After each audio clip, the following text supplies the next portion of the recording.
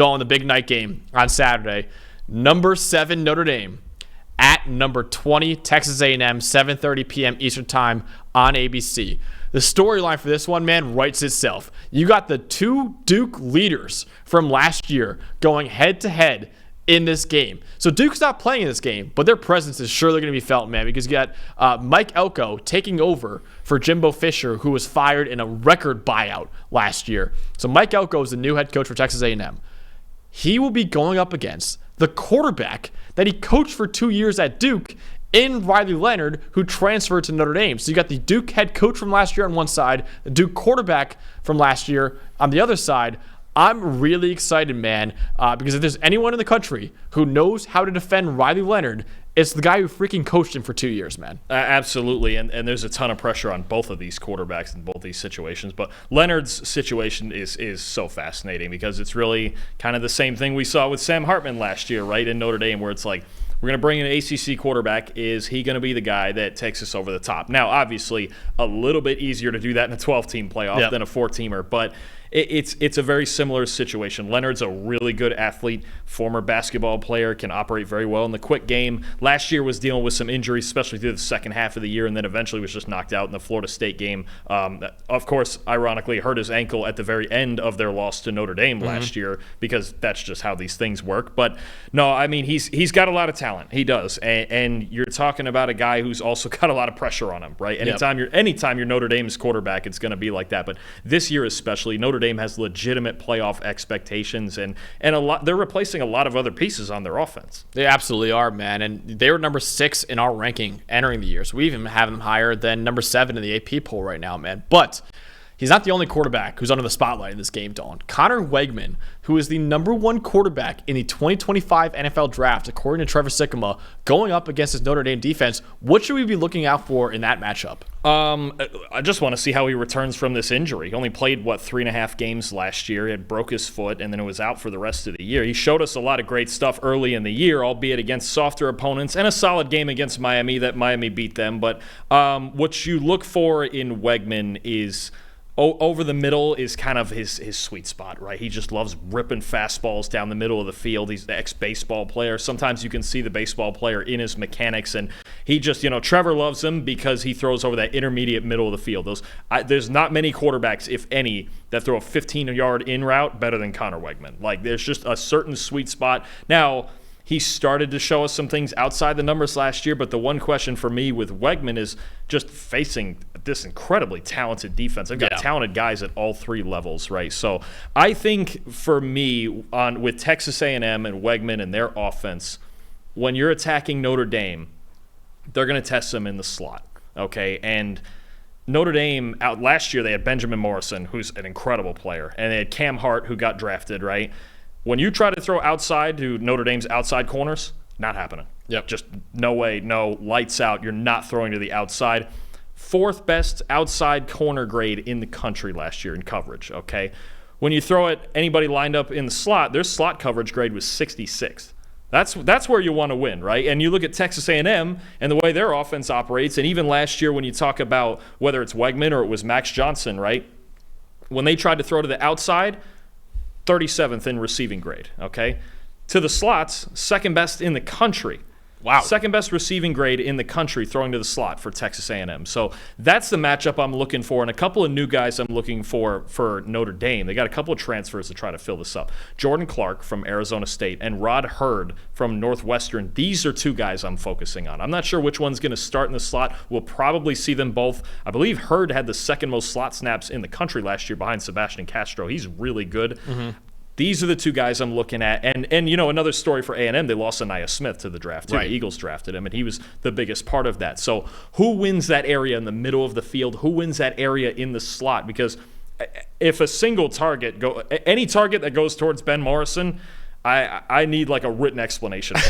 Honestly, I'm like, this is not where we're trying to attack. Yeah. And there's also everything that goes into it too, the pass protection with Cross and Mills in the middle and Jack Kaiser at linebacker, and then Xavier Watts, the nation's leader in interceptions, sneaking back there. But that's where A&M's going to want to attack. That's a little bit last year where Notre Dame was at least softer, but this is a great defense. And you know what? If they fill that hole in the slot, I'm not exactly sure how you score on Notre Dame. I don't either, man, because I really like Rod Hurd. That's a huge pickup for Notre Dame in the transfer portal. So I think that was a great pickup. And yeah, it's been interesting, man.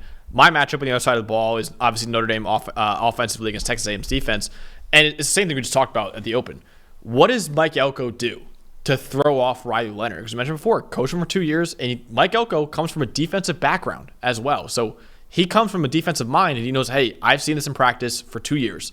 I know how to defend this guy. So Riley Leonard, really the breakdown of him, his best attribute is his mobility. He has an 87.2 rushing grade over the last 2 years. That's tied for 4th among Power 5 quarterbacks.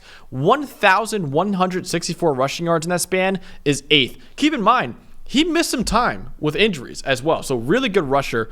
I think Mike Elko, what he might do in this game, and I think what he would be smart to do in this game, have someone spy Riley Leonard all night. Torian York, a really good linebacker, sophomore linebacker they have. Just have him follow Riley Leonard. Maybe don't blitz him, just follow him, right? I think that'd be really smart. Other thing, too, sit back in coverage, man. Riley Leonard, over the last 2 years, is 14th among 100 Power 5 quarterbacks against the blitz. 57th when there isn't a blitz. And you broke this down in your scouting report of him. 15 of his 20 big-time throws over the last 2 years have come against single coverage. So when he sees a one-on-one matchup, he's going to take it and sometimes make a really good throw out of it. So I think Texas A&M in this game, don't blitz, sit back, make Riley Leonard beat you with his arm, and don't let him beat you with his legs. And the Aggies have a really good defensive line, man, including Nick Scorton coming in, the number 1 edge in the 2025 NFL draft, according to Trevor Sikkema. And you look at Notre Dame's offensive line, Joe Alt is gone, Blake Fisher is gone, they lost another starter as well, and they just announced, we might have seen this in our true freshman video, Anthony Knapp starting as a true freshman at left freaking tackle, man. If I'm A&M, I am putting Scorton on that side of the field all night and saying, all right, kid, show me what you got against one of the best in the country. A&M does not have to blitz in this game. Send 4, drop everyone else back, and have Torian York or one of your other speedy linebackers just spy Riley Leonard all night.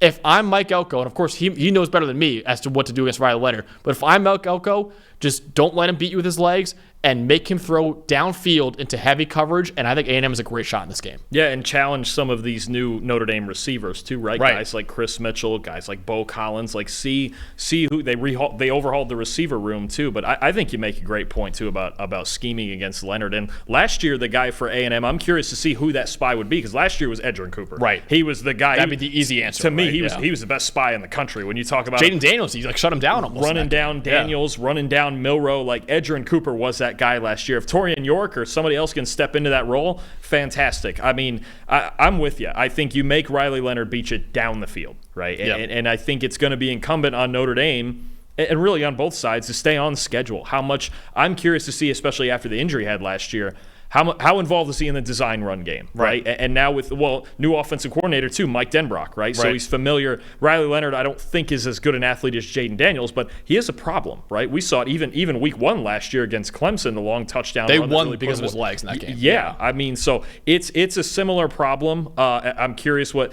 Denbrock will do with Leonard and the design run game. You mentioned Nick Scorton too. What an animal! I mean, to have a true freshman across from him, that's a dangerous proposition. This is going to be a fist fight. And a new right tackle on the other side too. Yeah. I mean, and a new center for that matter. Yeah. What is it? Zeke Correll, he left too. He went to NC State, is it? I mean, you're talking about usually Notre Dame is known for their offensive line play, but got a lot of new faces up there, and this is not the first defensive line you really want to be playing. No, absolutely, man. So I think that's the way to do this. And honestly, man, and just take away Mitchell Evans as much as you can too. I think Riley Leonard's going to really rely on Mitchell Evans, one of the best tight ends in the country coming off that torn ACL. I think we had him as the second best tight end in college football. Take away him. Riley Leonard, like you mentioned before, loves to utilize a quick game as well. So just make him sit back there. Don't let him run. Make him sit back there, beat you deep. I think Texas A&M has a great shot in this game. Dawn, this is the one I personally struggle with the most, because I initially was going to pick Texas A&M, which I just gave away my pick right there. But, man, I am going back and forth even right now as to who I'm going to pick in this game. Who are you going with, I'm going, and I know it's Kyle Field, too. I know it's the 12th man. It's such a big advantage down there, right? But I'm going with Notre Dame. I think in what's going to be it's a football version of a boxing match is what it's going to be with these two defenses. I think Notre Dame, though, has a top 3 defense in the country. I think it's a case where if Connor Wegman finds a way to win this game, even if it's some reasonably, low-scoring game like it probably will be, I believe the over-under right now is only like 46, Wegman will go way off the charts as far as NFL draft prospects next year. But I think Notre Dame, I think A&M has a good defense. I think Notre Dame has a top 3 defense. Yeah. I think their defense is the part that wins it for them. A&M still isn't an elite running team by any means, so they have to find a way to be physical, and they will on defense. I'm just not sure they'll do it on offense enough to crack through this Notre Dame defense. I've got Notre Dame 23-17. I like that a lot, man. I would not be surprised if this game ends in the teens, honestly. I think both these defenses are going to come out to play. I got Notre Dame as well, 24-23. But I think it could be a defensive slugfest, man. I wouldn't be surprised if it's even more low scoring than that. You mentioned it, that Notre Dame defense, just talent-wise, is absolutely absurd. Marcus Freeman, an unbelievable defensive coach as well. And then A&M's defense, also really good. But the reason why I'm even higher on them in this game, at least, is because, again, Mike Elko against Riley Leonard. Like, he knows what to do against that guy. So I think it could be a very low-scoring game, but still a very, very exciting back-and-forth game at the same time. So we both got Notre Dame in this game, but I am going back and forth, man. And I don't necessarily agree with Texas A&M being favored, but I can at least somewhat understand why, right? The home environment, the Leonard against Elko. Like, I understand the thinking behind it, but I'm not there. And it's just week 1. I mean, we're going to see. We've already seen games where it's just like, oh, right, it's the first game of the year. We're just going to see some buffoonery, honestly. Yeah. I mean, it's to have a week 1 game in that stadium of that magnitude is nuts. And a lot of, I would say, more newness Notre Dame side than Texas A&M. Yeah. A&M's bringing guys back. Nick Scorton's new, but a lot of new, especially offensively for Notre Dame, a lot of newness on that side of the ball. So that I at least understand that.